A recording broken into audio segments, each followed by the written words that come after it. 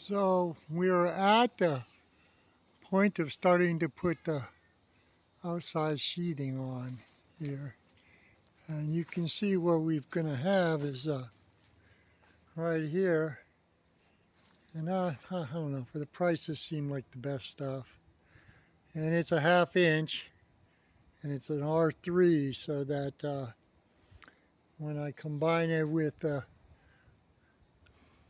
insulation that's going to go in the studs, it's going to be R19.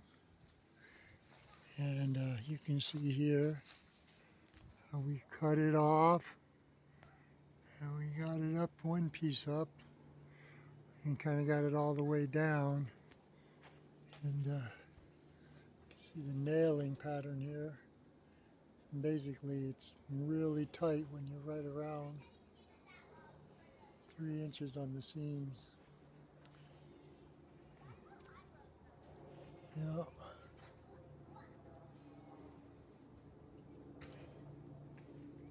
But it's coming along. There we go. You know, there we go. One more part getting done of the tiny house.